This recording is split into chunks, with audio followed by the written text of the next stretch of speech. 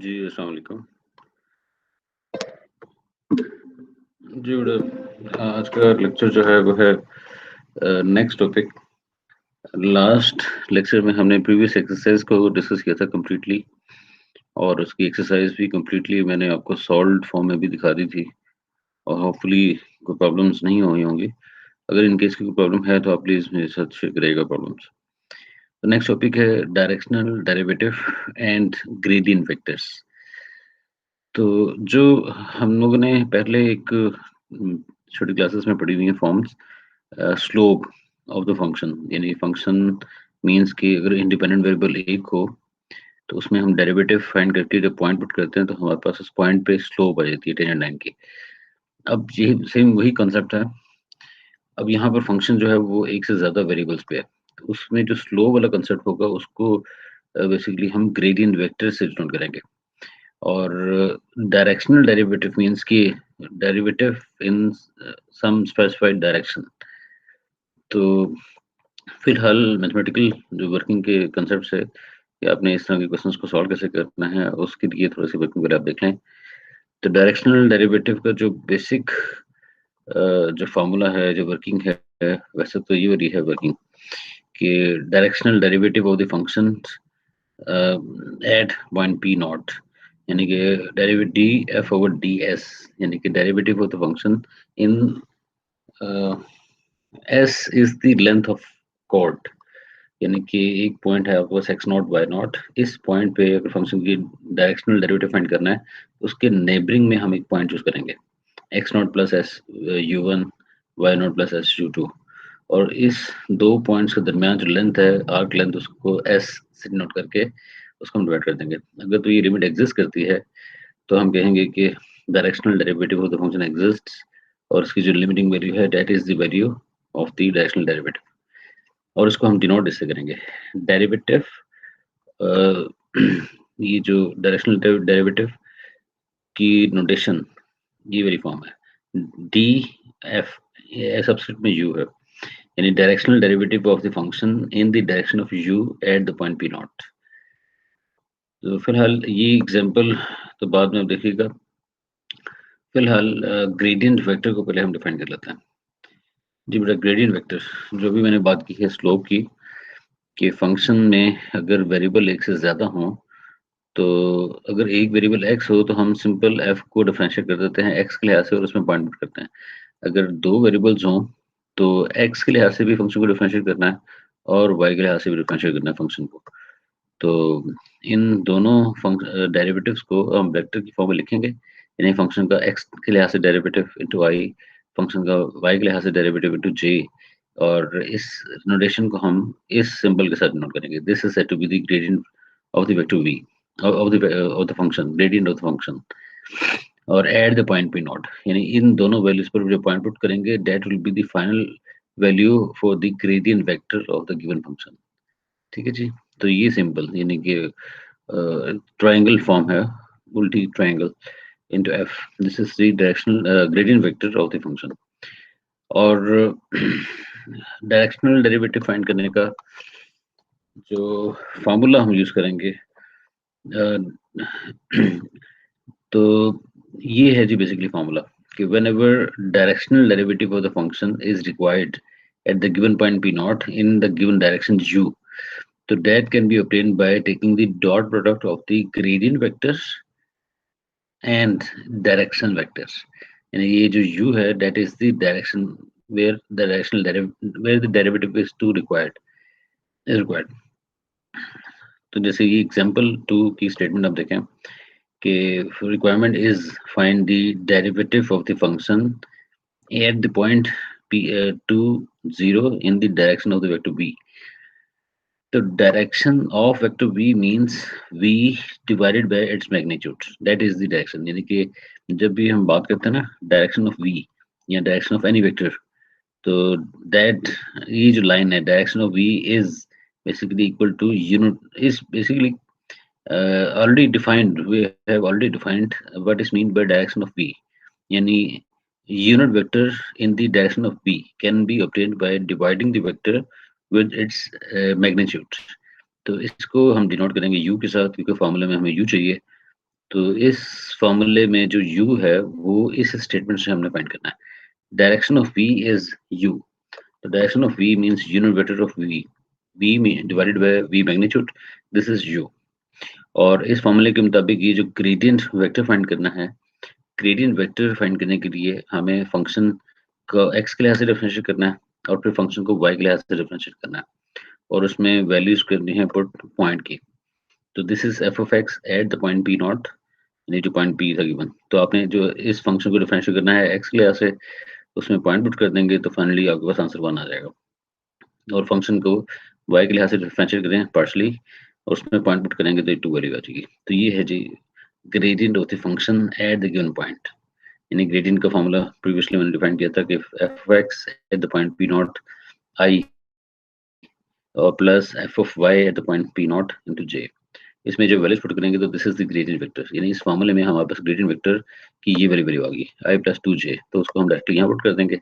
और ये जो u की वैल्यू थी 3 और 5 i माइनस 4 और 5 j, उसकी वैल्यू u की जगह पुट कर देंगे। तो ये दोनों वैल्यूज जब आप पुट करेंगे फॉर्मूले में तो सिंप्लीफाई करेंगे तो ये हमारे पास आंसर आ जाएगा स्केलर नंबर। तो क्योंकि डॉट प्रोडक्ट है, डॉट प्रोडक्ट में आई और जे वाली फॉर्म्स फाइनली हमारे पास नहीं आएंगी, हमारे पास जो आंसर आएगा वो स्केलर फॉर्म में आएगा। अच्छा, ये एक वे है, ये एग्जांपल आप इजीली इसको अंडरस्टैंड करके इस तरह के क्वेश्चन सॉल्व कर सकते हैं। तो फिलहाल जो शुरू वाले क्वेश्चंस हैं जहाँ पर डायरेक्शनल डेरिवेटिव रिक्वायर होगा एक्सरसाइज के, तो वो पहले इस एग्जांपल की बेस पर हम कर सकते हैं, उनको हम पहले देख लेते हैं एक्सरसाइज में। जी बड़ा ये है जी, find the gradient of the function at the given point, then sketch the gradient together with the level curve that passes through the point। First 4 questions को करने के लिए ये जो मैंने इस एक्सरसाइज के कुछ क्वेश्चन सॉल्व किए हैं वो मैं उसको रीड आउट कर देता हूँ। सबसे पहले तो अभी जो हमने डिस्कस किया what is meant bye gradient vector, this is the formula, यानी फंक्शन में 2 वेरिएबल्स हैं, 2 डेरिवेटिव फाइंड करेंगे x और y के लिहाज से इनटू i इनटू j, यानी कि इसको वेक्टर के फॉर्म में लिखेंगे, दिस इज द ग्रेडियंट। अच्छा, इसमें इसको हम gradient of the gradient vector का नाम तब देंगे जब इस सारी फॉर्मूले में पॉइंट पुट करेंगे हम, ठीक है। Define gradient vector obtained by evaluating the partial derivatives eight the point p not. और डायरेक्शनल डेरिवेटिव के लिए अभी मैंने आपको बताया the directional derivative is obtained by taking the dot product of the gradient vector with the direction, ठीक है, जिस डायरेक्शन को यूज करना होगा। तो ये एक्सरसाइज के पहले 4 क्वेश्चंस में फाइंड द ग्रेडियंट, अभी मैंने स्टेटमेंट आपको दोहराई दी बुक की, find the gradient of the function at the given point then sketch. सबसे पहले ग्रेडियंट फाइंड करते हैं, तो वर्किंग इस तरह स्टार्ट करेगा आप।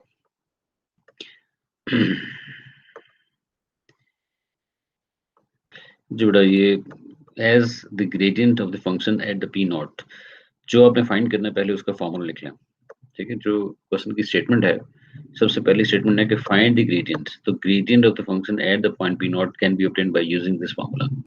इसको आप नाम दें इक्वेशन नंबर 1 का, और फिर इस इक्वेशन नंबर 1 में जो चीजें चाहिए, एक हमें ये पहली टर्म चाहिए यानी फंक्शन का डेरिवेटिव x के लिहाज से, वो आपने फाइंड करना है। तो फंक्शन का x के लिहाज से डेरिवेटिव फाइंड करने के लिए ये फंक्शन है, x के लिहाज से डिफरेंशिएट करें तो log का डेरिवेटिव आएगा 1/, की फॉर्म में, यानी जिस टर्म का log लिया जा रहा है, और फिर मल्टीप्लाई होगा partial derivative of this bracket term, तो 2x प्लस 0, तो ये आ जाएगा partial derivative of f with respect to x। तो इस फॉर्मूले 1 में जो रिक्वायरमेंट है वो ये है कि इसकी value at the point p not, तो इसमें आप पॉइंट p नॉट पुट करेंगे, तो x की जगह 1, y की जगह 1, तो ये आपके पास फाइनली आंसर आ जाएगा 1, यानी इक्वेशन नंबर 1 की पहली टर्म का आंसर आ जाएगा। इसी तरह सेकंड टर्म का आंसर फाइंड करने के लिए फंक्शन अगेन चूज करें, उसको y के लिहाज से डिफरेंशिएट करें, और इसमें y के लिहाज से डिफरेंशिएट मीन्स कि पहली टर्म का 0 और 2y, यानी y का डेरिवेटिव 2y, इसमें again point p not put करें तो आपके पास ये वैल्यू आ जाएगी। इन दोनों वैल्यूज को इक्वेशन नंबर 1 में पुट करेंगे तो ये आपको आ जाएगा ग्रेडियंट वेक्टर, ठीक है जी, यही रिक्वायर था। स्टेटमेंट में फाइंड द ग्रेडियंट, तो उस तरह हमने ग्रेडियंट वेक्टर फाइंड करना है। देन स्केच द ग्रेडियंट, यानी जो वेक्टर फाइंड किया है उसको स्केच करना है together with the level curve.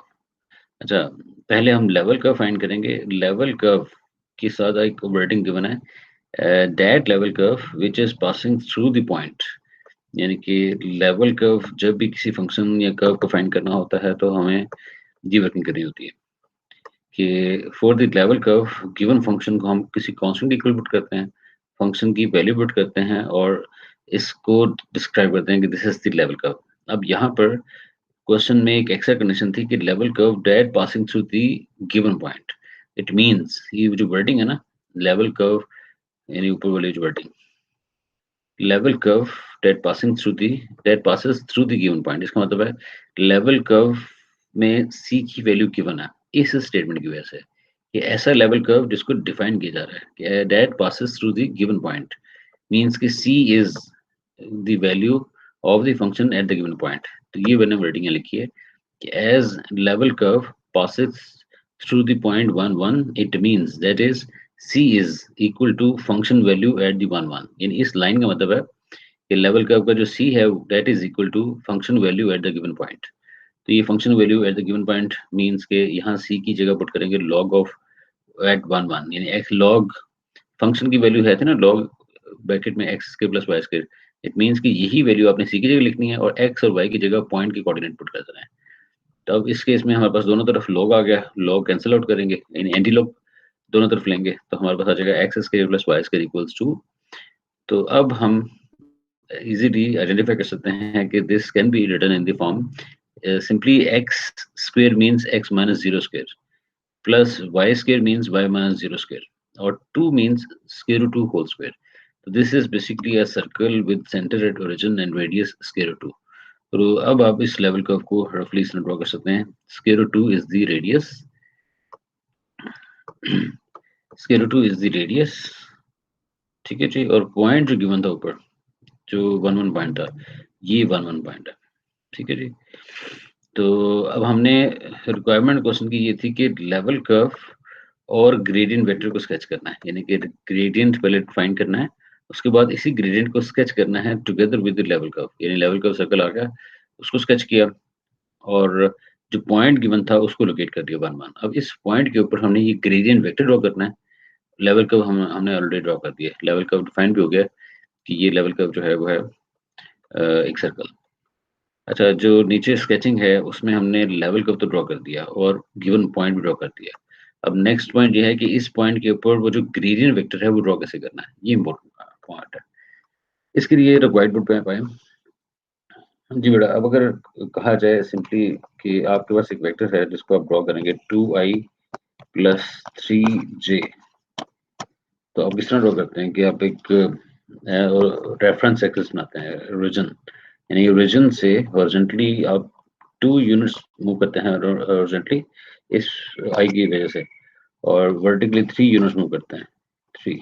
इन दोनों के सामने यहाँ डॉट लगाते हैं और ओरिजिन को ज्वाइन कर देते हैं इस पॉइंट के साथ। तो this is the vector B, ठीक है। यही काम हमने करना है। अगर यहाँ पर होता 2i माइनस 3j मतलब ये था कि हॉरिजॉन्टली 2 यूनिट्स कवर करने थे और वर्टिकली 3 यूनिट्स कवर करना था। यहाँ पर हमने डॉट लगा के इसको ज्वाइन करना था, ठीक है।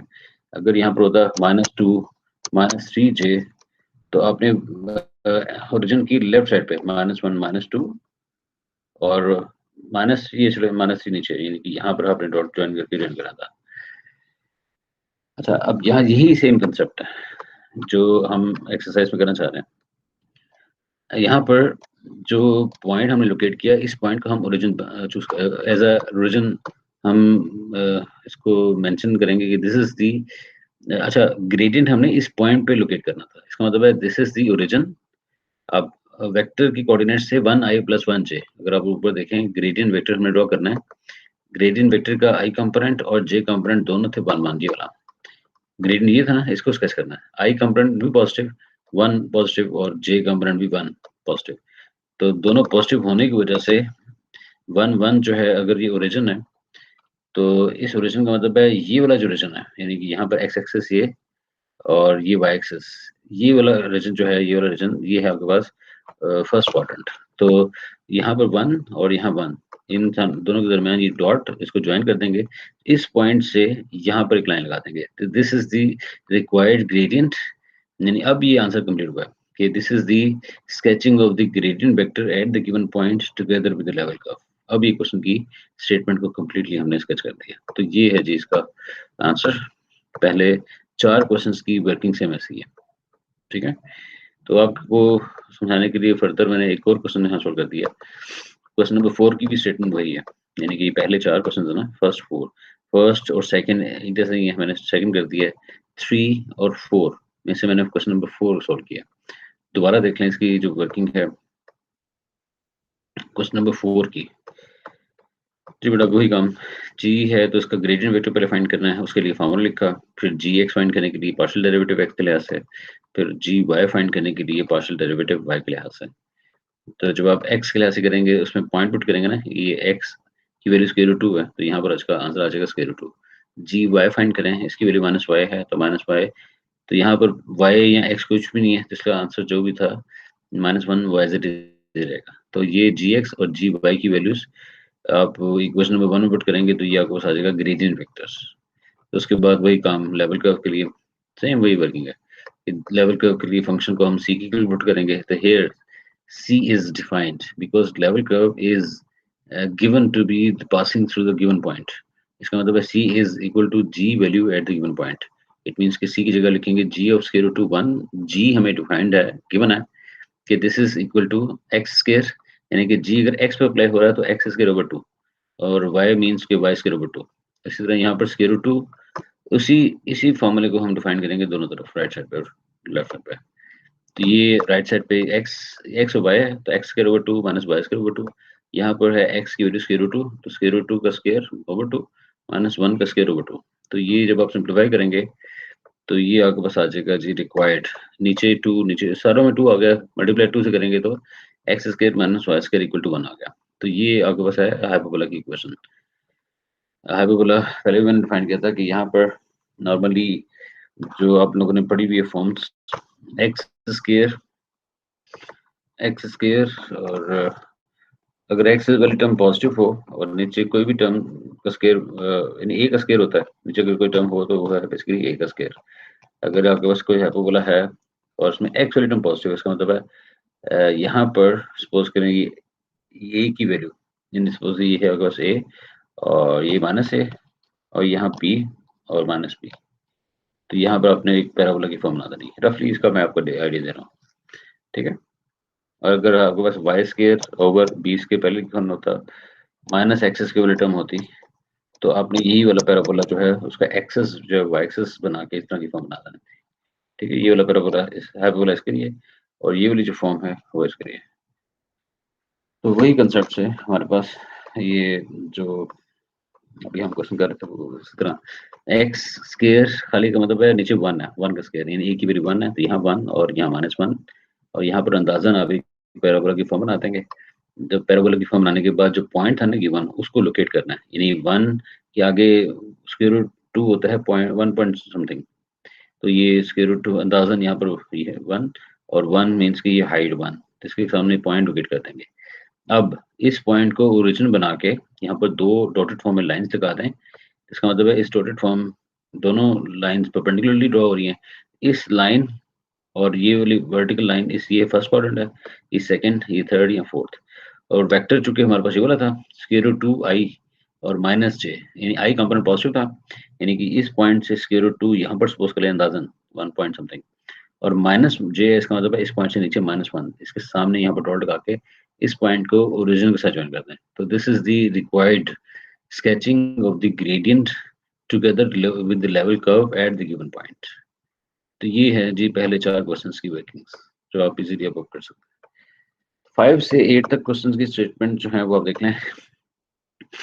तो इन क्वेश्चंस में जो हमने सबसे पहला पार्ट किया था ग्रेडियंट वाला, वही आपने 5 से 8 तक करना है। बस इसमें वेरिएबल सीन है, तो यहाँ पर वेरिएबल्स 2 थे, तो आपने 2 टर्म्स यानी आई और जे वाली लिखी थी, यहाँ पर आई जे और के वाली टर्म्स आएंगी, यानी कि इसका ग्रेडियंट का फॉर्मूला आएगा partial f over partial x into i, इसी तरह partial f over partial y into j और partial f over partial z into k. बाकी वर्किंग ग्रेडियंट वाली वही है। तो इसलिए 5 से 8 तक आप क्वेश्चन खुद से ट्राई करें जी। बड़ा ये है जी finding directional derivatives. Find the derivative of the function in the direction of a, यानी ये फंक्शन है और ए एक वेक्टर है, उसकी डायरेक्शन में इसकी डायरेक्शन फाइंड करेंगे, उसको हम नाम देंगे यू का।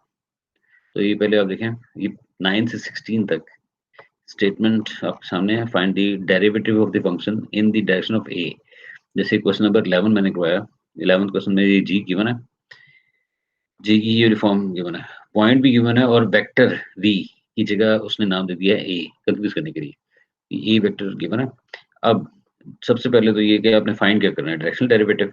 सॉल्यूशन जब आप स्टार्ट करेंगे तो आप डायरेक्टली लिख दें कि as we know that directional derivative is this. तो डायरेक्शनल डेरिवेटिव का फॉर्मूला ये आपके सामने आ गया। अब इसमें हमें क्या चाहिए, ग्रेडियंट और यू। तो यहाँ पर यहाँ लिख लेंगे वेयर इक्वेशन नंबर मेन है, इसमें वन इक्वेशन में हमें जो पहली टर्म चाहिए वो है gradient vector. Gradient vector find करने का फॉर्मूला ये आपके सामने है। तो यहाँ पर जी एक्स फाइंड करें, यानी कि जी आपके पास गिवन है ऊपर, उसका एक्स क्लास से डेरिवेटिव। तो ये वर्किंग आपके सामने है। एक्स का डेरिवेटिव आसान है, वाई स्क्वायर ओवर एक्स का डेरिवेटिव भी आपके सामने आप इजीली कर सकते हैं, क्योंकि एक्स का हो जाएगा 1 माइनस ए स्क्वायर ओवर एक्स, यानी जिस वेरिएबल के लिए डेरिवेटिव फाइंड करना है वो नीचे है, इसकी पावर 1 -1 होके वाई स्क्वायर के साथ आ जाएगी, तो ये टर्म आ जाएगी पॉजिटिव, और नीचे एक्स की पावर एक इंक्रीज हो जाएगी, वही जो रेसिप्रोकल रूल था। Plus square root 3 as it is, secant inverse of x का डेरिवेटिव होता है 1 over x into x square -1, और फिर एक्स का डेरिवेटिव 1 चुके होता है, इसलिए हम लिखते नहीं है। तो यहाँ पर एक्स की जगह 2xy नीचे, फिर इसी का स्क्वायर -1, और फिर 2xy का डेरिवेटिव। तो ये आपके पास वर्किंग जब आप करेंगे तो ये सिंप्लीफाई होने के बाद ये आ जाएगा जी एक्स।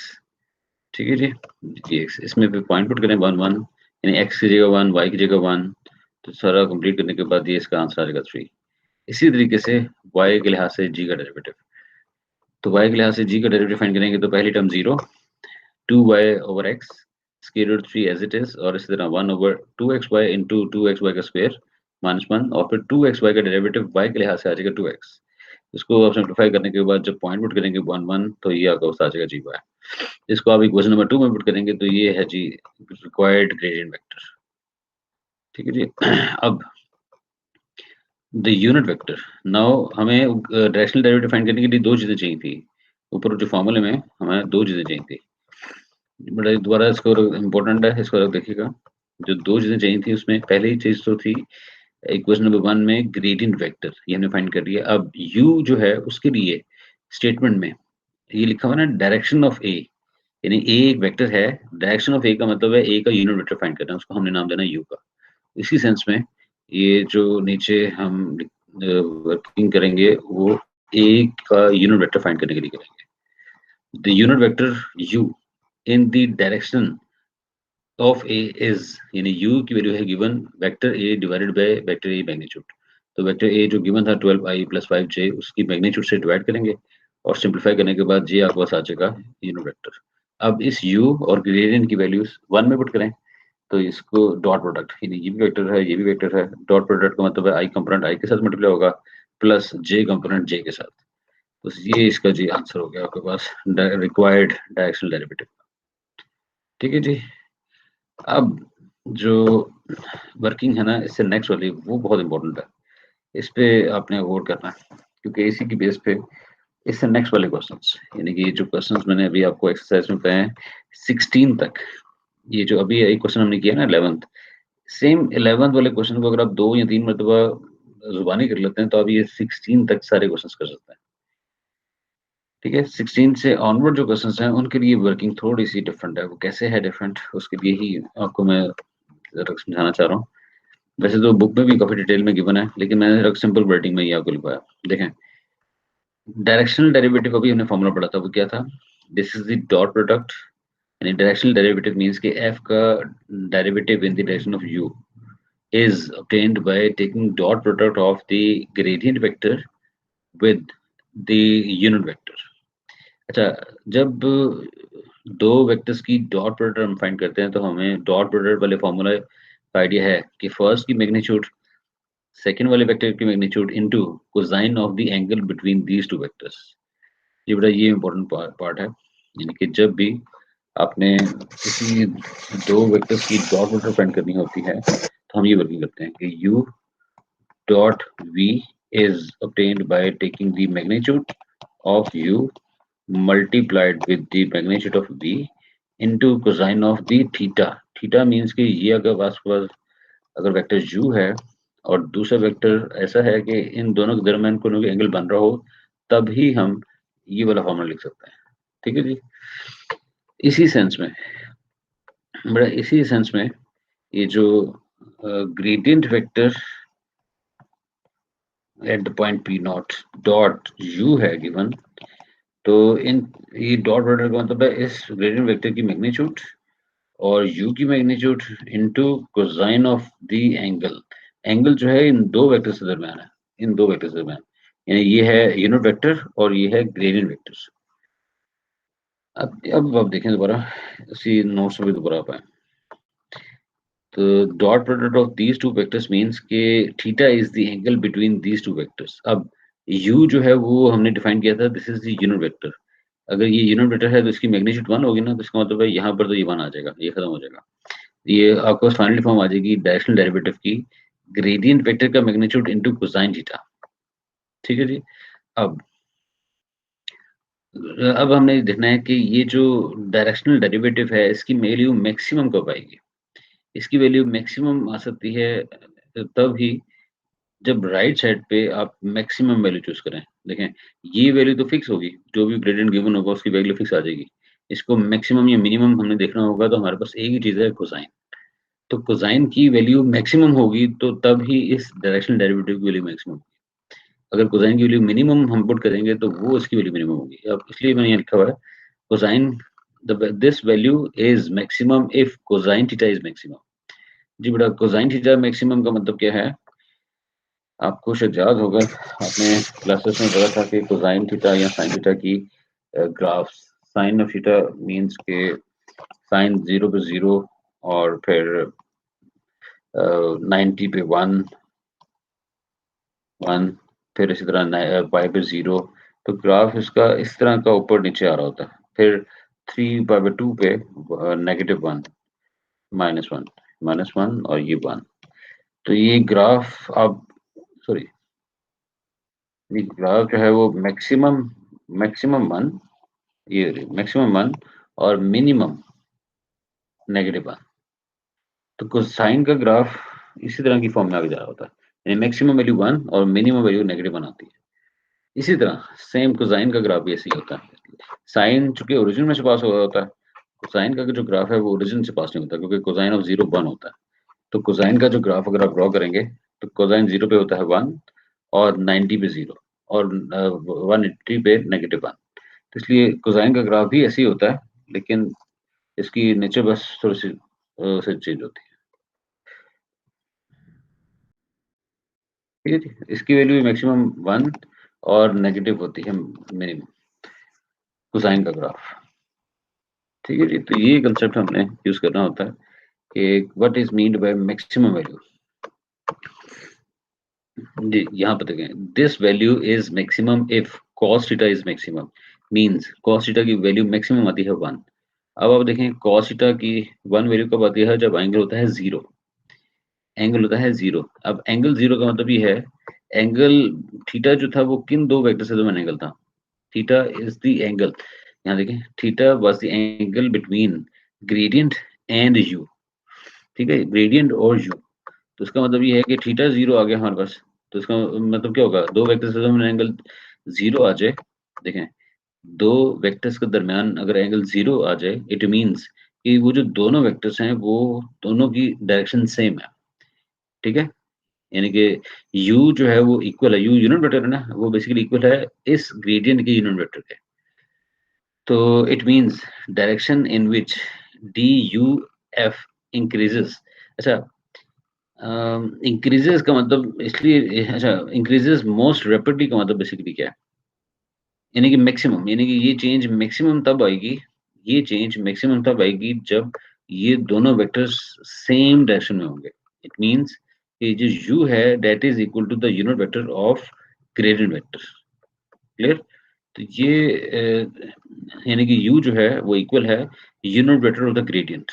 यानी ये जो वेक्टर है this is the direction of gradient, और u ऑलरेडी डायरेक्शन ही है क्योंकि इसको हमने यूनिट वेक्टर का नाम दिया था।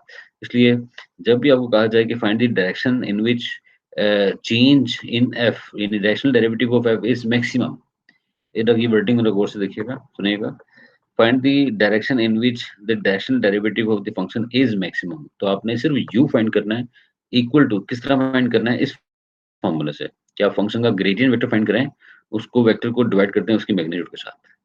अच्छा, दो तरीकों से पूछा जा सकता है, find the direction in which directional derivative is maximum, या फिर पूछा जा सकता है कि इन find the direction in which this जो चेंज है, ये जो चेंजिंग है, this increases most rapidly. Rapidly का मतलब है कि cos की वैल्यू डायरेक्टली हम मान पुट करती है ना, cos की वैल्यू इंक्रीज हो रही है, इंक्रीज रैपिडली इंक्रीज हो रही है.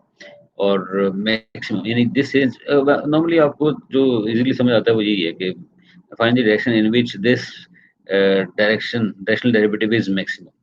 तो बुक में जो वर्डिंग है वो ये यूज हो रही है कि find the direction in which this change increases, यानी change in f increases most rapidly. तो ये वर्डिंग हो या मैक्सिमम हो, एक ही बात, आपने यही फाइंड करना है. तो चेंज फाइंड करनी हो तो आपने यू फाइंड करना है. यू फाइंड कैसे करना है, ग्रेडियंट फाइंड वेक्टर फाइंड करके उसको डिवाइड कर देना है उसकी मैग्नीट्यूड के साथ. बाकी कोई इसमें और एक्स्ट्रा नहीं है. बाकी सेम वे में दोबारा देखें आप उसमें. अब यही वो जो वाली फॉर्म थी जिसमें हमने कहा था कि दिस चेंज इज मैक्सिमम. अब हम इसको देखते हैं कि ये मिनिमम कब होगी. This change is minimum when cos theta is minimum. cos theta is minimum. cos theta is minimum means कि cos theta is equal to -1. तो ये पॉसिबल है तब जब थीटा की वैल्यू हो 5. अब this shows that both gradient and u are in opposite direction. अब ये वर्डिंग जो मैंने लिखी है इसका मतलब बेसिकली क्या है जी बड़ा, अभी इसको गौर से देखिएगा. अच्छा, अगर आपके पास ये वेक्टर है u और ये है वेक्टर v, तो ये है आपके पास एंगल थीटा. ये एंगल 0 कब होगा, जब u और v एक ही डायरेक्शन में होंगे. यानी कि यहाँ पर v कर ले बेशक आप, तो ये चूंकि दोनों के दरमियान एंगल है, एंगल अगर 0 आ गया इसका मतलब ये वाला वेक्टर इसके ऊपर ही आ गया. इसलिए u और v की डायरेक्शन सेम है, यानी कि u का यूनिट वेक्टर और v का यूनिट वेक्टर इक्वल है. तो u ऑलरेडी वेक्टर अगर हो डिफाइंड, तो v का यूनिट वेक्टर मींस कि v divided by v magnitude. ये हमने किया था पिछले वाले पार्ट में. अच्छा, अब एंगल जो है अगर मिनिमम यानी cos थीटा की वैल्यू -1 आती है, इसका मतलब होता है cos थीटा की वैल्यू -1 का मतलब है थीटा इज 180. 180 का मतलब ये है कि ये जो u है और v वो एक दूसरे के बिल्कुल ऑपोजिट डायरेक्शन में है. अगर u की डायरेक्शन ये है तो ये v की डायरेक्शन है. इसका मतलब ये होगा कि इस केस में u अगर यूनिट वेक्टर गिवन है तो वो इक्वल होगा negative of v unit vector. ठीक है जी, तो सिर्फ नेगेटिव का फर्क आएगा, बाकी कोई फर्क नहीं आएगा. तो यही चीज हम यहाँ पर डिस्कस कर रहे हैं इस केस में कि here this value is minimum if cos theta is negative, क्योंकि cos की वैल्यू मिनिमम होती है -1. तो cos थीटा नेगेटिव तब आता है जब एंगल हो 180. इसका मतलब ये है कि दोनों जो वेक्टर्स है ना u और gradient of f, these are in the opposite direction. ठीक है जी. तो इट मींस कि अब आपने ये u जो फाइंड करना है वो होगा negative of the unit vector of the gradient. ठीक है जी. तो अब इस बेस पे क्वेश्चंस की आप इजीली देख सकते हैं. एक्सरसाइज के क्वेश्चन 17 से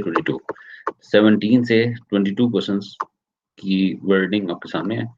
find the directions in which function increases and decreases most rapidly. Increases means कि मैक्सिमम चेंज, डिक्रीजेस मींस कि मिनिमम चेंज. देन फाइंड वो बाद में देख लेते हैं. पहले तो डायरेक्शंस फाइंड करनी है ना, तो वही काम अभी आपको बताया कि आपने सिर्फ इस तरह के क्वेश्चंस में जो भी फंक्शन गिवन होगा उसकी ग्रेडियंट उसका फाइंड करना है. यहाँ लिखे देखें, ये मैंने वर्डिंग लिखी हुई है. The function this most. अच्छा, द फंक्शन, ये जो वर्डिंग ऊपर क्या थी ये लोग देखें, फंक्शन इंक्रीजेस, ये फंक्शन इंक्रीजेस, यहाँ वर्ड मिसिंग है. The function increases most rapidly in the direction of gradient, यानी एज का ग्रेडियंट वेक्टर हमने फाइंड करना है एट द पॉइंट. तो आपने क्या करना है, ग्रेडियंट फाइंड करने के लिए वो फॉर्मूला पहले लिखें.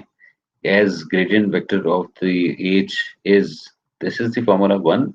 इसमें h of x चाहिए आपको और उसमें पॉइंट पुट करते हैं. इस तरह h y चाहिए, उसमें पॉइंट पुट करते हैं.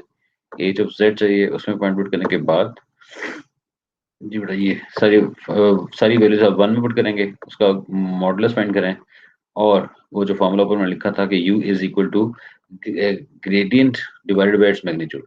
यहाँ ग्रेडियंट डिवाइड बाय मैग्नीट्यूड का मतलब है this is the required direction, यानी this is the direction in which function increases most rapidly. ठीक है जी। Also the direction in which function is decreases most rapidly, तो उसमें सिर्फ नेगेटिव का फर्क आएगा। ये u इज इक्वल टू, यहाँ ये नेगेटिव u जो ऊपर आपने u का नाम दिया था उसको बस माइनस u का नाम देते हैं, this is the required direction. तो आपने जो ग्रेडियंट फाइंड करना है उसी जो आंसर ऊपर फाइंड किया था उसी को बस नेगेटिव से मल्टीप्लाई करना है, तो ये है रिक्वायर्ड आंसर, यानी this is the direction in which function decreases most rapidly.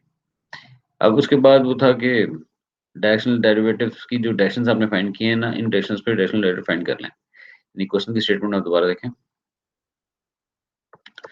पहली स्टेटमेंट में डायरेक्शंस फाइंड करनी थी, उसके बाद इन्हीं डायरेक्शंस पे जो यू फाइंड किए ना दोनों केसेस में, उन्हीं डायरेक्शंस में आपने डायरेक्शनल डेरिवेटिव फाइंड करना है।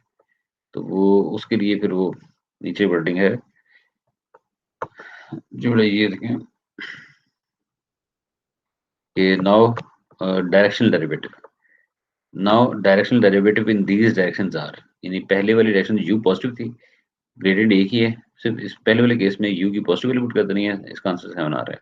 दूसरे वाले केस में यू के साथ नेगेटिव बस लिखना है बस, तो वो ये रिवर्टिंग करेंगे तो -7 आ जाएगा। तो ये है जी, कंप्लीट हो गया आंसर। और बाकी जो रिमेनिंग क्वेश्चंस हैं वो हैं ये 23 से 26। ये क्वेश्चन वही पहले 4 क्वेश्चंस की तरह ही हैं, तो ये आपको ट्राई कर लीजिएगा। बाकी इसमें वो इक्वेशन ऑफ टेंजेंट लाइन का फॉर्मूला शायद मैंने यहाँ लिखा होगा, यहाँ देखिए इसकी वर्डिंग आप देख लें। स्केच दिस कर्व, अच्छा इसमें वो पहले ही स्केच करना है, जो गिवन फंक्शन है ना उसको स्केच करना है together with the gradient and the tangent line at the given point. जो बड़ा आप ये देखें, ये है इक्वेशन ऑफ टेंजेंट लाइन का फॉर्मूला ये गिवन है। कोई एक फंक्शन जो एक से ज्यादा वेरिएबल्स पर डिपेंड कर रहा हो, उस फंक्शन का टेंजेंट लाइन की इक्वेशन अगर फाइंड करनी हो गिवन पॉइंट पे, तो ये फॉर्मूला कि x into x minus x not की टर्म के साथ आपने f of x at the P not find करना है और मल्टीप्लाई कर देना है, plus y minus y not के साथ f y at p not, दोनों को ऐड करके 0 इक्वल कर देंगे तो ये आ जाएगा इक्वेशन ऑफ टेंजेंट लाइन। तो बाकी स्केचिंग करनी है इस फंक्शन इस इक्वेशन की, यहाँ पर ये वाली इक्वेशन का मतलब है लेफ्ट हैंड साइड में एक्स और वाई है, तो function f of x y होगा एक्स स्क्वायर माइनस वाई। तो ये f of x y identify करने के बाद इसका ग्रेडियंट फाइंड करें, तो ग्रेडियंट फाइंड करने के बाद एफ ऑफ एक्स की value at the point b not ये आपके पास आ गई, एफ ऑफ वाई की value at the point b not ये वाली आ गई आपके पास। तो ये आपके पास आ गया ग्रेडियंट वेक्टर, और उन्हीं वैल्यूज से टेंजेंट लाइन की इक्वेशंस में ये वैल्यूज यहाँ पुट कर देंगे, यानी ये है जी ग्रेडियंट का आई कंपोनेंट और ग्रेडियंट का वाई कंपोनेंट। ग्रेडियंट वेक्टर आ गया, टेंजेंट लाइन आ गई, बाकी काम फिर वही स्केचिंग वाला, वो स्केचिंग वाला काम ये था कि जो ये इक्वेशन गिवन है इसको स्केच करें, तो इसको आइडेंटिफाई करें कि व्हाट इज दिस इक्वेशन। तो ये जब आप एक्स स्क्वायर और वाई वाले टर्म को दूसरी तरफ शिफ्ट करेंगे तो दिस इज दी पैराबोला, जिसमें पैराबोला जो ऐसा है जिसमें एक्स में से 0 टर्म माइनस हो रही है, तो 0 माइनस 1 ये है इसका वर्टेक्स। तो जब आप इसको स्केच करेंगे उसके बाद फिर उसकी ये नहीं जो स्केचिंग है वही है जो आपने फर्स्ट 4 क्वेश्चन पर की है, यानी कि ये पैराबोला 0 माइनस 1 वर्टेक्स मीन्स कि इसको अपवर्ड मूव करना है, तो इसमें एक्स इंटरसेप्ट फाइंड करने पड़ेंगे। ऊपर मैंने वर्किंग की हुई है एक्स इंटरसेप्ट, यानी गिवन इक्वेशन में वाई की वैल्यू 0 पुट करेंगे तो एक्स की वैल्यू आ जाएगी 1 और -1। फिर वो पॉइंट को लोकेट करने के बाद इस पॉइंट पे टेंजेंट लाइन, यानी किसी कर्व पर एक स्ट्रेट लाइन को स्केच करने का भी आपने पहले पढ़ा हुआ है, वो आप बस स्केच करते हैं। ये टोटल जो क्वेश्चन इसके करने हैं फर्स्ट 25 क्वेश्चंस, जी बेटा ये 25 क्वेश्चंस तक आपने कंप्लीट करना है। 27 भी ट्राई कर लीजिएगा, इसकी स्केचिंग थोड़ी सी मुश्किल होगी, फिलहाल 25 तक आप करें। तो नेक्स्ट एक्सरसाइज में हम नेक्स्ट एक्सरसाइज में अगर आपको प्रॉब्लम होगी तो ये 26 क्वेश्चन की सेशन में मैं बता दूंगा, अदरवाइज 25 क्वेश्चन आपने कम्प्लीटली करने हैं। ठीक है जी, बेस्ट ऑफ लक, इंशाल्लाह फिर मुलाकात होगी आपसे। अल्लाह हाफिज़।